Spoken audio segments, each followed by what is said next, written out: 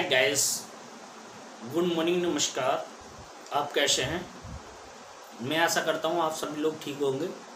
चलिए तो आज हम स्टार्ट करते हैं क्लास 11th फिजिक्स सब्जेक्ट। देखिए, ये जो फिजिक्स है, फिजिक्स को हमको क्या है अभी रेगुलर वे में स्टडी करनी है क्लास 11th की। तो देखिए, इसके लिए हमको क्या करना था कि अभी तक प्रॉपर किसी का कोई वीडियो नहीं था। अब मैं आपको class wise proper video daily upload करूँगा और आप उसको रेगुलर वे में अटेंड कीजिए।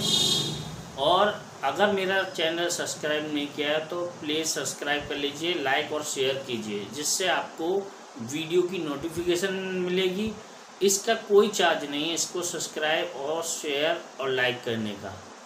जो बेल आइकन है उसे प्रेस कर दीजिए तो आपके पास नोटिफिकेशन आएगा और न्यू क्लास की आपको इन्फॉर्मेशन मिलेगी।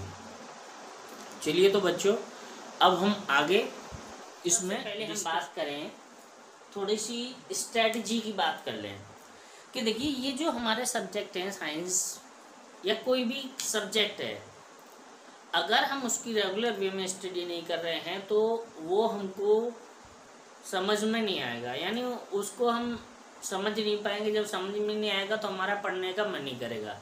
वैसे कोई भी स्टूडेंट इतना वीक नहीं होता जितना अपने आप को मान के बैठ जाते हैं। अगर आप वीक होते तो यहाँ तक नहीं पहुँच पाते। इसीलिए आप अपने माइंड को एकदम शार्प बनाइए। इसके लिए आपको क्या करना पड़ेगा कि रेगुलर वे में जो वीडियो आपको मिलेंगी, अवेलेबल होगी, उनको रोज़ स्टडी करनी पड़ेगी। एक बार नहीं, 2 बार, 3 बार, 4 बार, जब भी आपको लग रहा है कि मेरे को नहीं आ रहा है और इससे पहले कुछ भी संभव नहीं है, यानी ये कह सकते हैं कि सफलता में शॉर्टकट की कोई भी नीड नहीं है, कोई आवश्यकता नहीं है।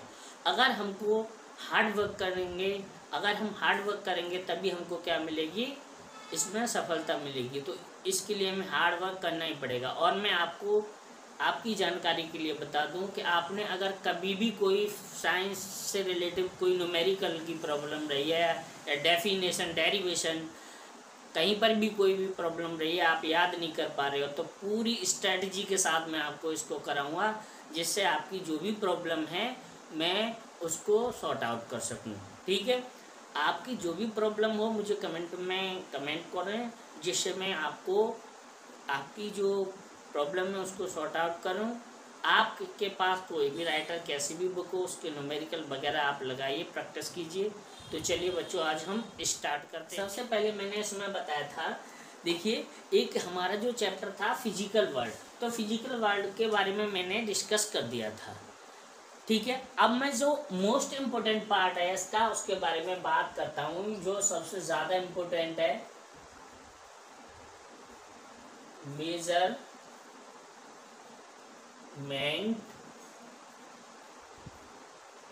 एंड यूनिट, और इसको ये कह देते हैं यूनिट एंड मेजरमेंट। इसको कहीं कहीं कह देते हैं यूनिट एंड मेजरमेंट।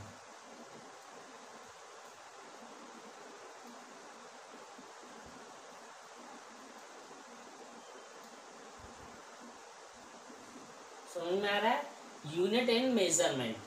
तो सबसे पहले हमको ये जो टॉपिक्स है हमारा बच्चों, इस टॉपिक का मीन से ही हमको समझ लेना चाहिए कि ये यूनिट्स क्या होती है, मेजरमेंट। ये अपने आप में आपको लग रहा होगा कि ये वन वर्ड्स हैं, बट इनका डीपली अगर आपको मीन्स समझ में नहीं आया तब तक आप किसी भी टॉपिक को फिजिक्स में आप डिले नहीं कर सकते, यानी डील नहीं कर सकते, यानी उसको समझ नहीं सकते। समझ में आ रहा है? तो इसके लिए हमको क्या करना पड़ेगा, सबसे पहले हम बात करते हैं इसमें मेजरमेंट की। किसकी बात करते हैं? मेजरमेंट।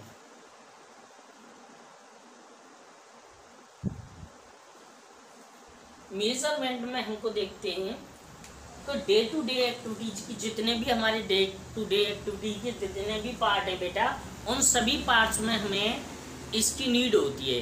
यानी विदाउट मेजरमेंट के हमारी लाइफ का ऐसा एक भी पार्ट नहीं है, एक भी क्षण नहीं है, इंस्टेंट टाइम भी नहीं है जिसमें हम बिना मेजरमेंट के हम उसको सरवाइव कर सकें। यानी ये कह सकते हैं कि हमारी लाइफ का एक मोस्ट इम्पोर्टेंट पार्ट है मेजरमेंट। जैसे फॉर एग्जांपल्स, मुझे अगर रीडिंग करनी है तो कितने घंटे करनी है, आवर्स में हम उसको काउंट करते हैं। खाना खाना तो कितना खाना है, कितनी रोटियां खानी है, या मुझको कोई बुक्स खरीदनी है, या मेरे को कोई अदर चीज़ परचेज करनी है, या मेरे को सोना है, कितने टाइम सोना है, कितने को मुझे जागना है। इस तरीके से ये सारी स्ट्रेटजी हम ऐसा देखेंगे। मार्केट में कोई चीज़ लेने जाते हैं तो 1 kg 2 kg 1 लीटर 2 लीटर, तो ये सारा सब कुछ किसके अंडर आता है, मेजरमेंट। तो मेजरमेंट में क्या होता है कि विच यानी इससे क्या करते हैं, किसी भी क्वांटिटी को क्या कर सकते हैं, उसको मेजर कर सकते हैं। तो वो हमारा क्या कहलाता है, मेजरमेंट। हिंदी में इसे बच्चों मापन कहते हैं। हिंदी में इसको मैं बताऊं तो इसे मापन कहते हैं। इसका वास्तविक अर्थ है नापना, यानी या नाप तौल। तो ये हमारी चीज है, मापना या नापना या नाप तौल। यानी ये कह सकते हैं कि मेजरमेंट हमारी लाइफ का ऐसा पार्ट है जिसके बिना हमारी लाइफ सरवाइव करना इम्पॉसिबल है। ठीक है, तो इसके लिए आगे हम इसमें, उसके बाद है हमारा यूनिट्स। क्या है, यूनिट। यानी हमको इस पर डिस्कस करना है कि यूनिट क्या होती है। तो यूनिट के लिए हमको, यानी ये जो ऐसा पार्ट है कि इसके बिना भी हमको साइंस या फिजिक्स में कोई भी टॉपिक्स या कहीं पर भी उसको क्लियर नहीं कर सकते। तो देखिए, सबसे पहले हम ये सकते हैं विच आइडेंटिफिकेशन है, जिससे हम क्या कर सकते हैं, उसकी पहचान कर सकते हैं। ये कह सकते हैं विच क्वांटिटी का identification sign is called a unit. से ये कह सकते हैं जिससे उस फिजिकल क्वांटिटी की पहचान की जाती है, वो हमारी क्या कहलाती है, यूनिट। यानी जनरली अगर हम समझें तो जैसे हमारे नाम रखे जाते हैं हमारी पहचान के लिए, इसी तरीके से ये जो यूनिट्स हैं, यूनिट्स भी डिफरेंट क्वांटिटी की होती हैं। तो उनसे उन क्वांटिटी को क्या है, आइडेंटिफाई किया जाता है, उनको पहचाना जाता है। इसे हम क्या कहते हैं, यूनिट कहते हैं। यानी मेन पार्ट हमारा क्या है, मेजरमेंट एंड यूनिट्स। यानी हमको ये समझना है कि अगर हम फिजिक्स में कहीं पर भी कुछ भी लिख रहे हैं, न्यूमेरिकल सॉल्व कर रहे हैं, तो विदाउट यूनिट्स इम्पॉसिबल। यानी यूनिट्स होना 100% आवश्यक है। विदाउट यूनिट के न्यूमेरिकल, जैसे फॉर एग्जांपल मैं समझाऊँ आपको, मैंने लिख दिया 10। अब मैं 10 इसमें केजी लिख दूं तो क्या हो गया, ये मास, यानी ये क्या हो गया, द्रव्यमान।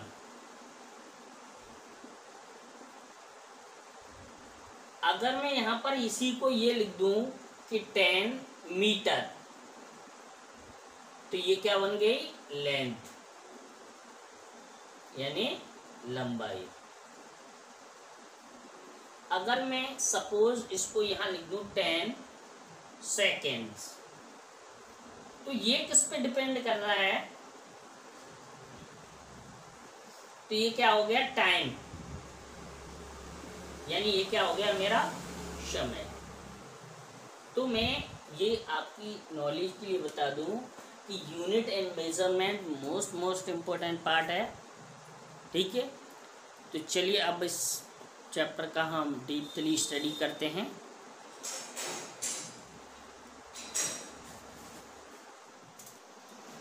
तो चलिए, सबसे पहले फर्स्ट हमारा इसमें फर्स्ट इस पार्ट में समझेंगे भौतिक राशियां। भौतिक राशियां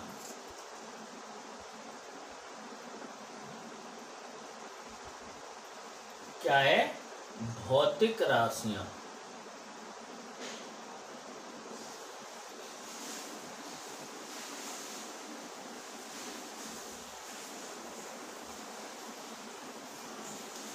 इनको इंग्लिश में बोलते हैं फिजिकल क्वांटिटी।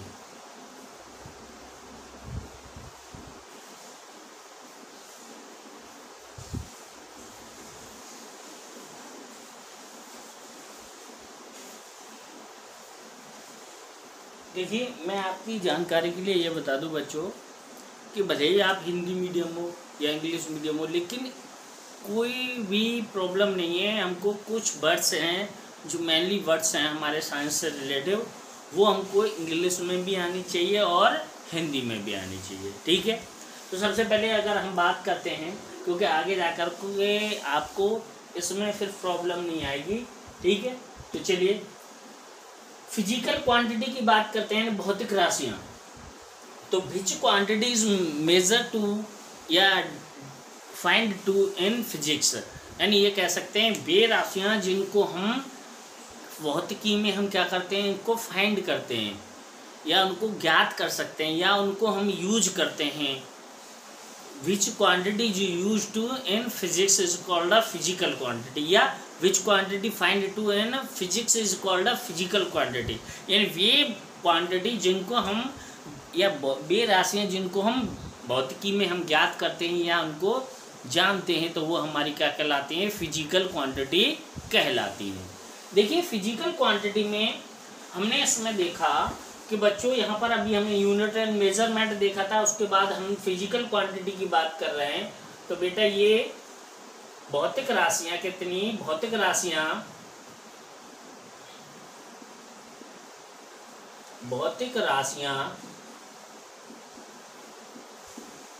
दो प्रकार की होती हैं।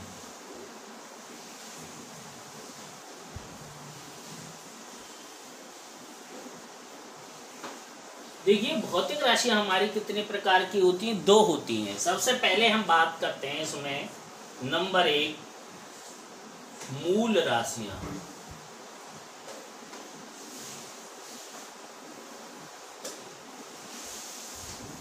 जिसे इंग्लिश में फंडामेंटल बोलते हैं, फंडामेंटल क्वांटिटी।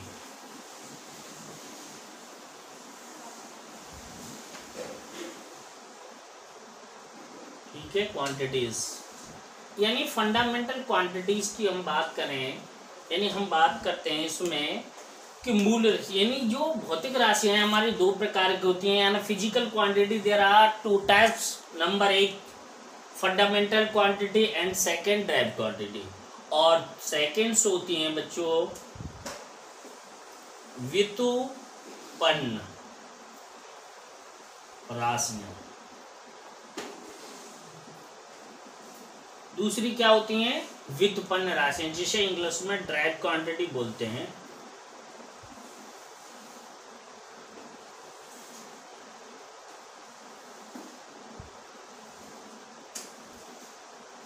यानी मूल राशियां यानी फंडामेंटल क्वांटिटी एंड व्युत्पन्न राशियां। तो अब हमको इनको डीपली समझना है, तो सबसे पहले फर्स्ट की बात करते हैं हम फंडामेंटल क्वांटिटी।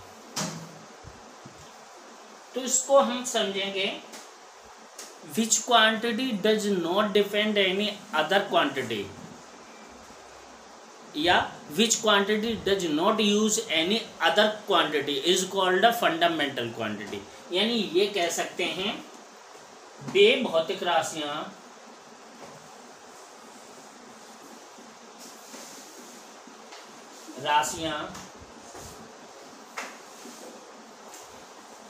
जो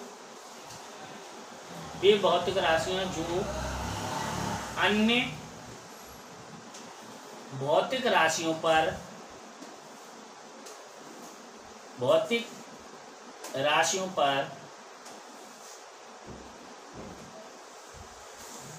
पर निर्भर नहीं करती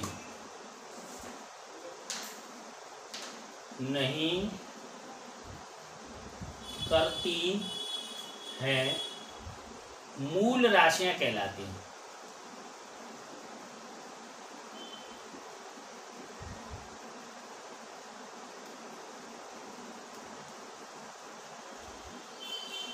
ठीक है, यानी वे भौतिक राशियां जो अन्य राशियों पर निर्भर नहीं करती हैं, मूल राशियां कहलाती हैं।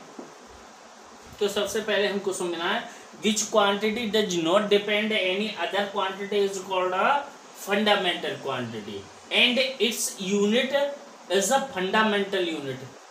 और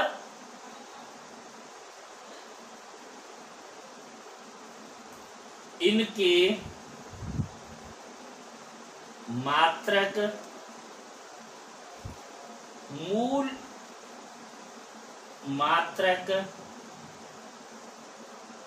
कहलाते हैं। यानी बेटा इसके जो मात्रक होते हैं वो क्या कहलाते हैं? मूल मात्रक कहलाते हैं। समझ में आया? अब हमको ये समझना है, ये भौतिक राशियां ये देयर आर 7 टाइप होती हैं। ये 7 प्रकार की होती हैं। ये 7 प्रकार या 7 होती हैं।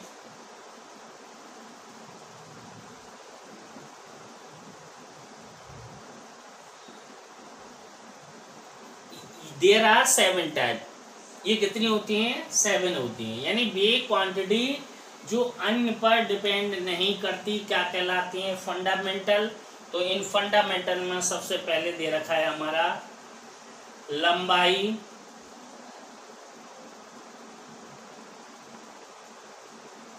इसे इंग्लिश में लेंथ बोलते हैं।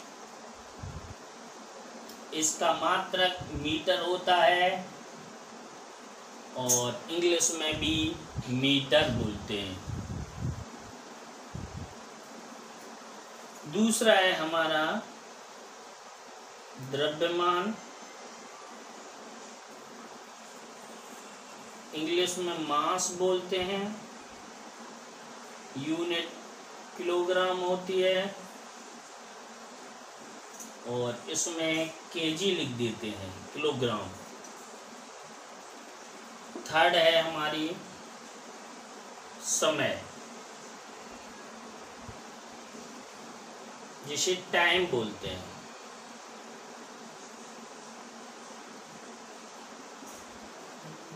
समय से टाइम बोलते हैं तो इसका मात्रक क्या होता है? सेकेंड। इंग्लिश में भी सेकेंड बोलते हैं। चौथा है हमारा ताप, इंग्लिश में टेम्परेचर बोलते हैं।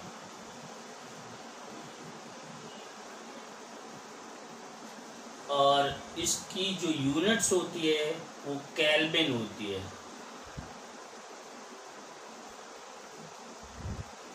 और इंग्लिश में भी केल्विन बोलते हैं। और फिफ्थ है हमारी वैद्युत धारा। वैद्युत या विद्युत एक ही बात होती है, वैद्युत धारा।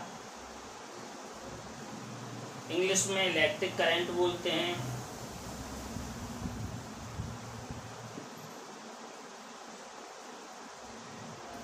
इंग्लिश में इलेक्ट्रिक करंट बोलते हैं। हिंदी में एम्पियर होता है मात्रक इसका, और इंग्लिश में भी एम्पियर बोलते हैं। ठीक है, ये हमारी 5 जो यानी 7 क्वांटिटीज में से जो 5 हैं वो सबसे ज़्यादा यूजफुल हैं, यानी मोस्ट इम्पोर्टेंट पार्ट इसी का है। बट ये जब तक हमको समझ नहीं आएगी, याद नहीं होगी, तब तक हम कुछ नहीं कर सकते। 6 में हमारा क्या है?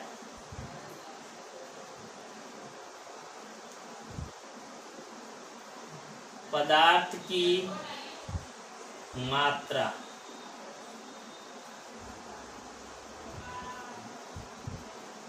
Amount of substance. इसे इंग्लिश में बोलते हैं अमाउंट ऑफ सब्सटेंस, यानी पदार्थ की मात्रा। इसका मात्रक क्या होता है? मोल। और इंग्लिश में भी क्या बोलते हैं? मोल।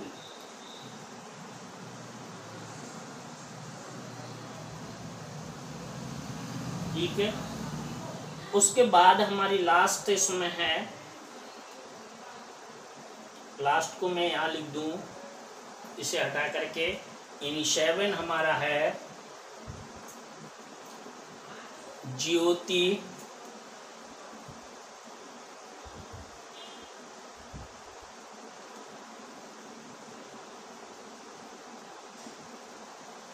तीव्रता। इसे बोलते हैं लुमिनियस इंटेंसिटी।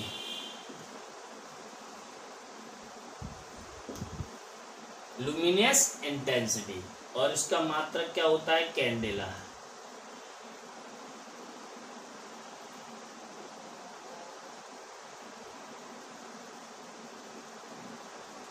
क्या होता है? कैंडेला। तो इसमें देखिए ये हमारी 7 हमारी फंडामेंटल मूल क्वांटिटी है। लंबाई, द्रव्यमान, समय, ताप, वैद्युतधारा, ज्योति तीव्रता, पदार्थ की मात्रा। अब ये तो क्या है? हमारी फिजिकल क्वांटिटी है, और इसकी यूनिट्स ये दे रखी हैं। लेंथ की है मीटर्स, मास की है केजी, टाइम की है सेकेंड, टेम्परेचर की केल्विन, इलेक्ट्रिक करंट यानी वैद्युत धारा की एम्पियर, पदार्थ की मात्रा की मोल, और ज्योति तीव्रता की कैंडेला। ये हमारे 7 क्वांटिटीज हैं, हमको ये याद होना चाहिए। फिर मैंने इसमें डेफिनेशन में बताया था कि विच quantity does not depend any other quantity is called a fundamental quantity. तो इसमें देखना है ये हमको जो लेंथ है वो किसी के डिवीजन, मल्टीप्लिकेशन, एडिशन, सब्ट्रैक्शन से नहीं बनी हुई है। इस पर कहीं स्क्वायर डिवीजन नहीं है, इसीलिए ये हमारी फंडामेंटल क्वांटिटी है। बट यहाँ पर अगर कहीं डिवीजन या उसमें मल्टीप्लिकेशन या एडिशन, सब्ट्रैक्शन होता तो वो हमारी डायरेक्ट क्वांटिटी होती। तो चलिए बच्चों, आज इस टॉपिक को केवल यहीं तक रहने देते हैं, फंडामेंटल क्वांटिटी, और आगे का नेक्स्ट टॉपिक आगे हम पढ़ेंगे, क्योंकि शुरुआत में हमको इतना ही याद हो जाना चाहिए और ये हमारा मेन पार्ट है। और जब आप इसको तैयार कर लेंगे, अगर आप मेरी वीडियो को देख करके जितना तैयार करते रहे तो आपने कभी भी साइंस न पढ़ी है। अगर आपको, तो मैं 100% गारंटी लेता हूँ कि आपको ये समझ में आने लगेगी। न्यूमेरिकल, डेरिवेशन, डेफिनेशन, सारा सब कुछ आने लगेगा, और आपको इतनी भी मेहनत करने की कोई भी आवश्यकता नहीं है। एक बार इसको, चैनल को ज्वाइन कीजिए, सब्सक्राइब कर लीजिए, लाइक करिए और शेयर कीजिए, जिससे आपके दोस्तों की जो नीड है वो पूरी हो सके। इससे ये कोई मतलब नहीं है कि यहाँ पर इस कहीं का भी कोई स्टूडेंट किसी भी स्कूल में किसी भी लेवल का हो, वो हमसे जुड़ के हमारे चैनल को सब्सक्राइब, लाइक और शेयर कर सकता है। और किसी भी प्रॉब्लम के लिए हमें कमेंट कीजिए, और कहीं कोई गलती हो जाती है तो कमेंट करके बताइए, जिससे हम उसमें क्या है सुधार कर सकें। और कहीं पर भी कोई प्रॉब्लम है तो ठीक है। धन्यवाद। Thank you for watching my YouTube channel. Thank you. Bye bye.